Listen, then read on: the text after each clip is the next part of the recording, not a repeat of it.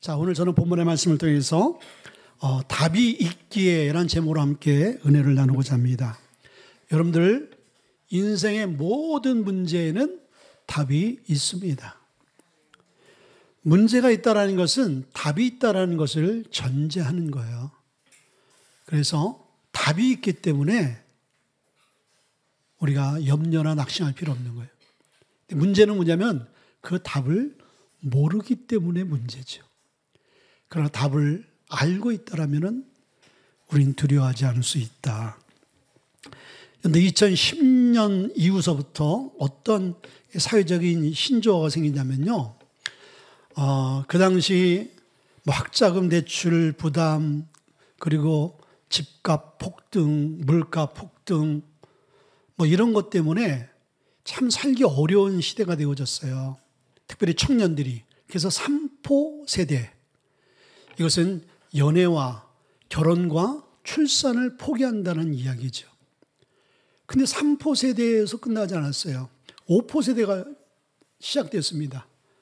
연애와 또 출산과 또 결혼과 출산과 그리고 내 집 마련 그리고 인간관계를 포기한다는 거예요.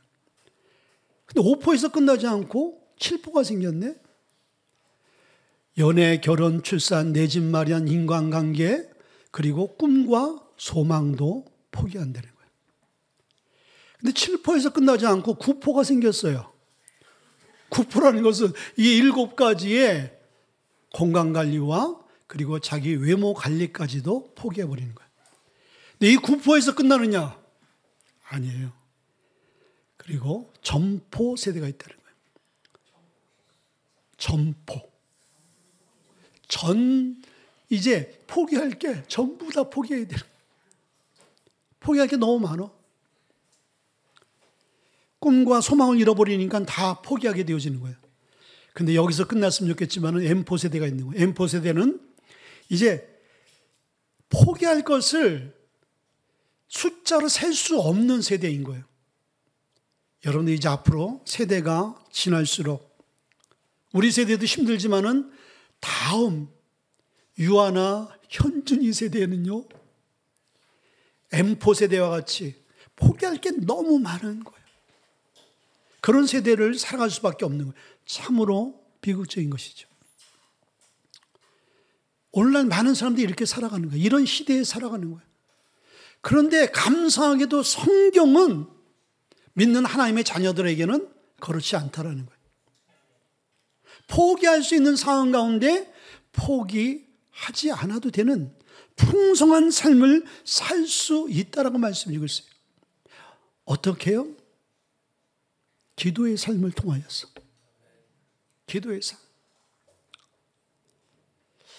전 축구 대표 선수였던 이영표 씨가 아주 신실한 크리스찬이군요. 근데 그분이 어느 간증에서 이런 이야기를 하더라고요. 자기가 신앙생활 하면서 신앙생활 가운데 가장 중요한 게 무엇일까를 한번 생각해 봤다는 거예요. 근데 가만히 생각해 보니까 기도더래요. 근데 그 기도는 마치 이렇더라는 거죠. 좋은 차가 있어요. 아주 값비싼 차가 있습니다. 바디나 엔진이나 나 너무 좋아요. 근데 그 차를 움직이게 할 수 있는 게 뭐냐 이거예요. 시시냐, 바디냐, 그게 어떤 차냐, 어떤 엔진을 장착했느냐, 그것도 중요하지만 가장 중요한 것은 연료들이라는 거예요. 연료. 연료가 들어가지 않으면 아무런 의미가 없잖아요. 차로서의 역할을 할 수가 없잖아요. 근데 기도가 그렇다는 거예요. 차를 움직일 수 있는 원동력은 기름이라는 거죠. 연료라는 거죠. 신앙을 신앙되게 만들고 하나님과 나와의 관계, 하늘과 땅의 것을 나의 것으로 누릴 수 있는 유일한 방법, 그것이 기도래요. 기도. 그러면 우리가 오늘 본문의 말씀을 통해서 왜 하나님께서 우리에게 기도를 요구하시는가? 왜 기도를 요구하세요? 첫째는요, 우리의 기도를 요구하는 것은 하나님과 나와의 그 관계 안에서의 교제를 원하는 거예요. 아멘. 하나님 우리를 사랑하시잖아요. 하나님은 우리를 독생자 예수 그리스도를 주시기까지는 사랑하는 거예요. 그럼 여러분들 사랑하는 사람하고 교제하고 싶어요? 안 하고 싶어요? 교제하고 싶지요. 하나님 그런 거예요. 너 나와 교제하자. 이것이 기도라는 것이죠. 기도는 주님과 나와의 그 나눔과 묵상과 교제인 거예요. 근데 그 교제가 끊어져 버리면 어떻게 되어지는 것이죠? 관계가 끊어지는 거예요. 하나님 그걸 원치 않는 것이죠. 그래서 우리의 삶 가운데 하나님께서는 끊임없이 기도하기를 원하시는 거예요. 두 번째, 하나님께서 우리에게 기도를 요구하시는 것은 우리의 삶 가운데 변화를 주시길 원하는 거예요. 우리는 변화를 원하지요. 시대가 좀 빠르게 변하고 있어요. 모든 부분에 변화를 꾀하고 있고 변화를 요구하고 있습니다. 근데 정작 변화해야 될 우리의 삶 가운데는요, 그 변화가 더디 오는 것을 봐요. 그러나 그 변화의 중심은 뭐냐면요, 하나님과 나와의 관계 안에서 하나님 우리를 변화시켜 주시는 거예요. 우리의 생각과 우리의 환경과 우리의 모든 것들을 변화시킬 수 있는 분은 누구냐면요, 우리를 창조하신 하나님만이 우리를 참되게 새롭게 우리를 빚어서 재창조할 수 있는 분이 하나님이신 거죠. 그래서 우리의 모든 가정과 자녀와 우리의 삶을 변화시켜 주시기를 원하시는 것이죠. 여러분 지금 이 예배에 나오시면서 여러분의 삶 가운데 변화가 필요하지 않는 사람이 어디 있겠어요? 다 변화를 요구하잖아요. 그러면서 우리가 기도하지 않는다는 것은요, 어리석은 것이죠. 세 번째는 하나님께서 우리에게 기도를 요구하는 것은 우리의 삶 가운데 하나님의 능력을 경험시켜 주시기 위한 거예요. 하나님이 어떤 분인가? 말씀이 어떤 그 책인가를 하나님께서 이 기도를 통해서 말씀이 말씀되게 하나님이 어떤 분인가를 우리가 경험할 수 있게.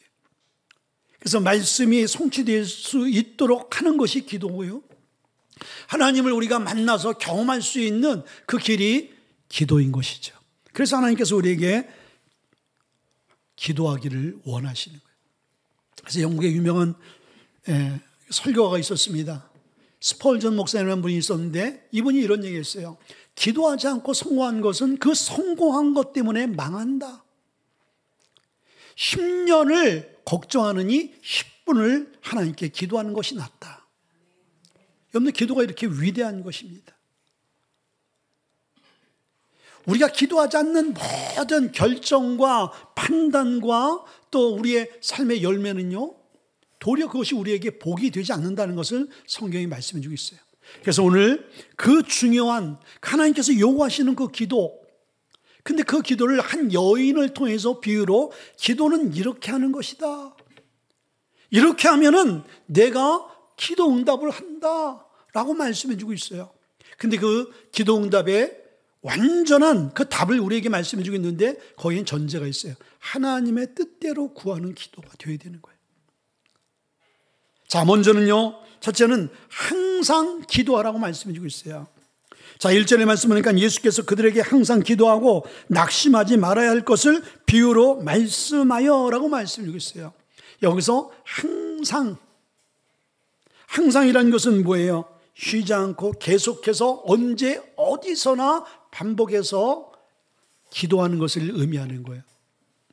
특별히 우리 데살로니가전서 5장 16절 17절의 말씀 보게 되니까 항상 기뻐하라, 쉬지 말고 기도하라가 같은 맥락인 것이죠. 자, 항상 어떤 환경, 어디서든지 어느 때든지 쉬지 않고 계속적으로 기도를 해야 되는 거예요. 그러면 왜 항상 기도해야 되는가? 왜 우리가 쉬지 않고 어떤 환경, 어떠한 위치에 있든지 우리가 기도해야 될 이유가 뭔가? 첫째는 그것은요, 우리가 영적 싸움을 하고 있기 때문인 거예요. 자, 우리의 적은 환경과 사람이 아닌 거예요. 혈육이 아니라고 말씀드리고 있어요. 보이지 않는 어둠의 세력인 거예요. 곧 사단과 마귀의 세력인 것이죠. 자, 그 전쟁에서 우리가 패하게 되어지면요, 우리의 삶이 아주 공고해지는 거예요. 기쁨을 상실하고요, 죄의 포로가 되어지는 삶은요, 고달픈 삶이 될 수 있는 거예요. 자, 여러분들 지금 우크라이나와 러시아가 전쟁하고 있잖아요. 러시아에서 봐서는 우크라이나를 금방 제압할 줄 알았는데 이게 너무 길게 전쟁이 이끌어지고 있어요.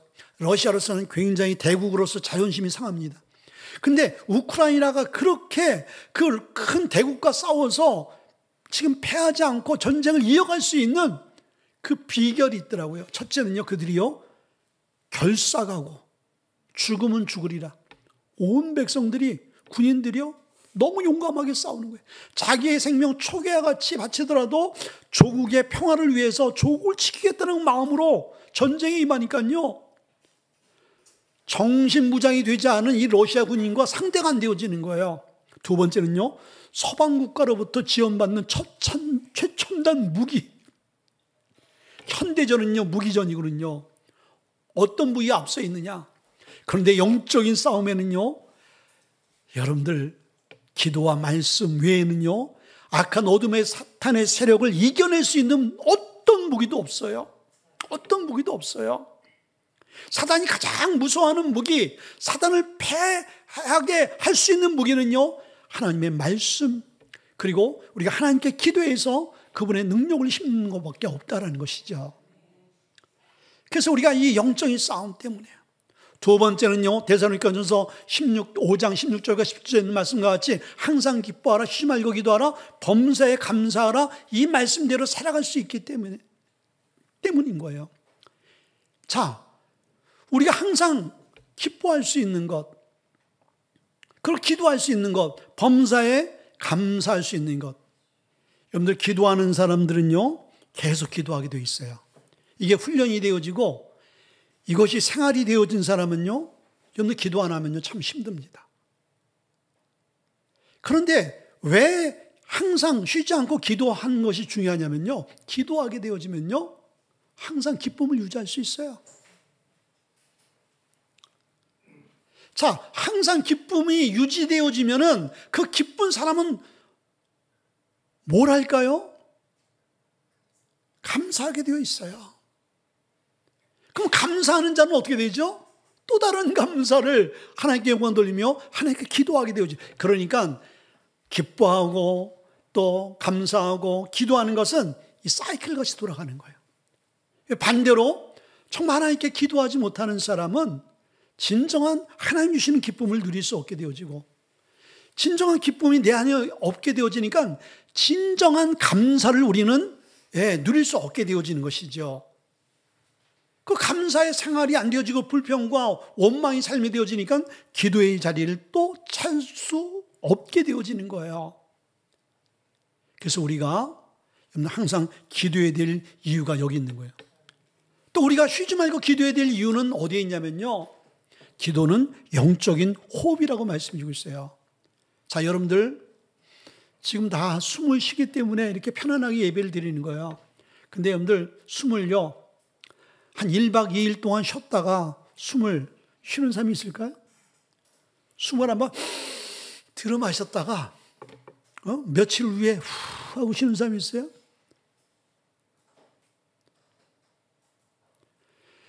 자, 여러분들 호흡이 이렇게 중요한 거예요. 호흡이 고르지 않은 사람은요, 그 사람은 건강에 문제가 있는 사람인 거예요. 호흡이 일정해야 돼요. 살아있는 사람, 건강한 사람은 일정한 거예요. 건강한 신앙인, 살아있는 영적으로 살아있는 성도는요, 쉬지 않고 기도하는 삶을 살아가는 거예요. 기도하지 않게 되어지면요, 영적으로 죽게 되어지는 거예요. 영이 죽게 되어지면 어떻게 되어지요? 평안이 없어요. 감사가 없어요. 하나의 뜻이 무엇인지를 분별할 수도 없고 알 수도 없어요. 그러니까 내 뜻대로 살고, 내 뜻대로 살다 보니까 힘들고 어려운 일들을 만나게 되어지고, 이 일들을 만나게 되어지다 보니까 좌절과 그리고 소망 없는 삶이 또 찾아오게 되어지는 것이죠. 그래서 여러분들, 우리가 영적으로 살기 위해서 기도해야 되는 거예요. 아멘. 자, 오늘 두 번째는요, 낙심치 말고 기도하라고 말씀이에요. 자, 1절에 보니까 항상 기도하고 낙심하지 말아야 될 것을 비유로 말씀하여 라고 말씀해 주셨어요. 자, 우리가 낙심하지 않고 항상 기도할 수 있는 방법이 뭐냐? 항상 기도하고 싶죠? 낙심하지 않으면 항상 기도할 수 있어요. 근데 우리가 기도하지 못하는 삶을 보게 되어지면요, 낙심되기 때문인 거예요. 이 낙심의 이 원어를 보게 되어지니까요, 낙심이라는 것은 정신을 잃어버리는 상태, 중심을 잃어버린 상태를 얘기하는 거예요.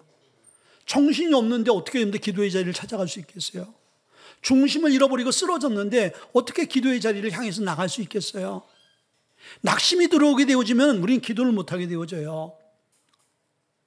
그런데 낙심하지 않게 되어지면 우리는 기도의 자리를 계속 고수하고 기도의 자리를 찾아갈 수 있게 되어진다는 것이죠. 자, 여러분들 근데 왜 낙심합니까? 기도의 응답이 없기 때문에 낙심하는 거예요.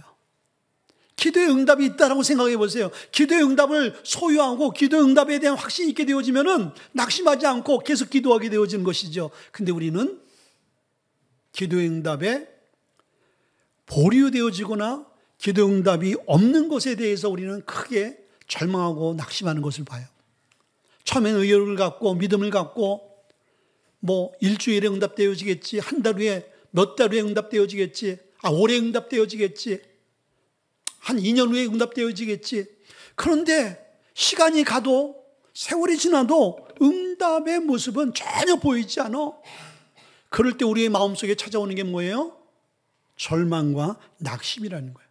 근데 그 낙심이 우리의 삶 가운데 딱 자리 잡게 되어지면 기도해도 안 되는구나, 기도해도 응답이 없구나. 그래서 기도의 자리를 놓쳐버리는 거예요. 오늘 예수님께서 항상 기도하고 낙심치 말아야 될 것을 비유로 말씀하신 이유가 뭘까요? 그것은 기도하다 낙심할 수 있다라는 것을 말씀해 주고 있는 거예요. 얼핏 생각하면은 기도하면은 낙심하지 말아야지. 근데 기도하다가도 낙심이 되어진다는 거예요. 왜요? 응답을 보지 못하기 때문에. 그런데 낙심하는 이유가 응답이 없기 때문에 낙심하게 되어지는데 성경은 뭐라고 말씀해 주고 있어요? 오늘 우리가 낙심하지 말고 기도해야 될 이유에 대해서 분명히 말씀해 주고 있습니다. 응답이 있기 때문에. 그 7절에 말씀해 주고 있어요. 7절에 뭐라고 말씀해 주세요? 하물며 하나님께서 그 밤낮 부르짖는 택하신 자들의 원한을 풀어주지 아니하겠느냐? 그들에게 오래 참으시겠느냐? 하물며라는 말은 뭐예요? 그 악한 재판관도, 하나님을 두려워하지 않는 그 악한 사람도 이 과부의 그 간청을 들어주는데, 하물며 너희를 사랑하고 너희를 위해서 모든 걸 다 주기까지 사랑하신 그 하나님께서 밤낮 부르짖는 전제가 있어요. 밤낮 부르짖는 자, 그리고 택하신 자들, 그들의 원한을 풀어주지 않겠느냐? 아멘. 그리고 그들에게 오래 참으시겠느냐? 이 얘기는 뭐예요? 응답이 온다라는 거예요. 응답해 주시겠다라는 것이죠. 이 말씀을 우리는 붙들어야 되는 거예요. 아멘. 응답은 반드시 우리의 삶 가운데 옵니다. 그래서 우리는 낙심치 말아야 되는 거예요. 세 번째는요, 자주 찾아 구하라입니다. 자, 3절 보니까 그 도시에 한 과부가 있어 자주 그에게 가서 내 원수에 대한 나의 원한을 풀어주소서 하되. 자, 이 여인은요, 포기하지 않는 그런 삶의 태도를 가진 거예요. 근데 이 여인이 포기하지 않는 것은 대단한 거예요. 그건 하나님의 은혜인 것입니다. 보통 사람 같아서는 이 여인이 겪고 있는 그 환경과 관계는요, 절대적으로 포기할 수밖에 없는 상황인 거예요. 원래 이 한 과부라 그랬어요. 그 당시 과부는요, 성경에 보호하고 그리고 도와줘야 될 아주 힘들고 어려운 사람을 이야기하는 거예요. 가난한 사람인 거예요. 힘없고 빽이 없는 사람이에요. 근데 오늘 본문의 말씀 보니까 내 원수의 원한을 풀어달라고 얘기했거든요. 그러니까 이 여인은요, 굉장히 큰 문제를 지금 해결해야 될 상황에 있는 거예요. 근데 돈 없고 빽 없고 이 재판관은 불의한 사람이에요. 돈 많은 사람들을 우선으로, 돈 많은 사람이 죄를 져도 죄 없는 것 같이 만들어주고, 돈 없고 가난한 사람은 죄가 없어도 죄 있는 사람으로 그냥 누명 씌워서 죄인으로 만들어버리는 그런 불의한 사람이라고 말씀해 주고 있어요. 근데 이 가난하고 보잘것 없는 여인이 자기가 큰 문제를 해결받으려면 큰 돈이 있어야 되잖아요. 근데 그 돈이 없는 거예요.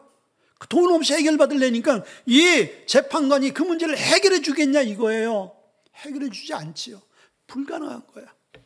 근데 이 여인이 방법을 취했죠. 그 방법은 오늘 3절에 보니까 자주 그에게 가서라고 말씀했어요. 자주라는 건 뭐예요? 계속해서 반복적으로 하는 행동을 얘기하는 거예요. 그 단회적이 아니라 한 번 가서 이러니 이거밖에 없습니다. 이 문제를 해결해 주세요. 근데 원수라는 사람은 더 많은 재력을 갖고 있기 때문에 아무리 이 과부가 죄가 없더라도 이 문제를 해결해 줄 수가 없어. 그렇게 판정이 됐을 때는 이 여인이 포기하고 접을 수밖에 없는데 이 여인은요, 포기하지 않았다는 거예요. 계속해서 반복해서 끝까지 기도가 이렇게 되어야 된다는 거예요. 여러분들, 기도에 응답이 없고 기도에 반응이 없고 기도에 여러분들 거절을 여러분들 당했을 때 여러분들은 어떻게 하세요? 이거 하나님의 뜻이 아닌가 보다. 이 여인도 나는 여기까지인가 보다. 나로서는 도저히 해결할 수 없는 문제구나 라고 포기했으면 이 여인은 문제 해결을 받을 수 없었다라는 거예요. 그리고 오늘 5절에 보니까 이 여인이 한 행동 중에서 두 번째는요, 번거롭게 했다고 그랬어요. 번거롭게는요, 단순히 그냥 성가시하게 하고 그냥 귀찮게 하는 차원이 아니라는 거예요. 오늘의 의미를 보게 되면요, 아주 견딜 수 없게 만들어버리는 거예요. 생활할 수 없도록 만들어버리는 거예요. 자, 이 재판관이 자기의 직업이 재판관이잖아요. 많은 사람들을 만나고 고객을 만나야 되잖아요. 근데 이 여인이 아직 그 일조차도 하지 못하게 만들어버리는 거예요. 그냥 포기하지. 이 당시에 막 구타도 하고 막 그냥 수단과 방법 가리지 않고 자기 업무를 방해하니까 그러지 않았겠어요? 근데 거기 굴하지 않고 이 사람이 생활할 수 없을 정도로 계속적으로 반복해서 자기의 원한을 풀어달라고 구했다라는 거예요. 그래서 오늘 주님께서 택하신 그 자들이 어떻게 기도했어요? 밤낮 부르짖는 그 기도에 주님께서 응답하지 않겠느냐? 말씀해 주고 있는 거예요. 여러분, 우리의 기도가 그런 기도가 되어야 되는 거예요. 만약에 여러분 우리가 밤낮 부르짖지 않는 기도는 어떤 기도인 거예요? 어떤 기도의 내용인 거예요? 별로 큰 문제가 아닌 문제들. 이 여인에 있어서 자기 원수의 그 문제를 자기 인생 가운데 이게 큰 문제라고 생각하지 않으면 한 번 포기됐을 때 갈 필요가 없는 것이죠. 근데 이 여인이 포기할 수 없는 이유가 뭐예요? 너무나 큰 문제고 해결받아야 될 문제이기 때문에 포기하지 않는 것이죠. 여러분들, 하나님 앞에 우리가 그렇게 기도해 봤냐 이거예요. 여러분들 하나님 앞에 그렇게 기도해 봤냐 이거예요. 포기하지 않고 계속적으로 인내를 갖고 하나님을 신뢰하면서 기도했냐 이거예요. 여러분들, 우리에게는 이런 기도가 회복되어지길 주님은 축원드립니다. 마지막에는요, 자신의 원한을 풀어달라고 간구한 거예요. 자, 오늘 3절에 보니까 내 원수에 대한 나의 원한을 풀어주셔서, 자기 원수 그리고 원한이라고 오늘 표현할 정도니까 이 여인으로서는 엄청난 감당할 수 없는 문제였던 것 같아요. 그런데 이 여인이 참 축복된 건 뭐냐면요, 이 여인은 자기의 지금 상황과 현실이 어떤지를 잘 파악한 여인이었어요.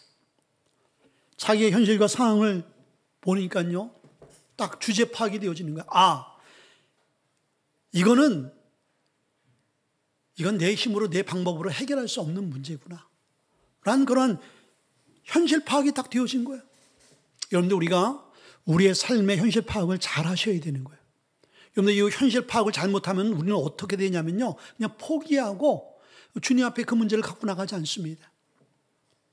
근데 어떤 때 우리가 하나님 앞에 나가게 되지면요, 이 여인과 같이 이 문제를 꼭 해결받아야 나는 살아갈 수가 있어. 근데 현실적으로 봐서는 이 문제를 내가 도저히 해결할 수 없어 라는 그런 결론을 우리가 내려야 되는 거예요.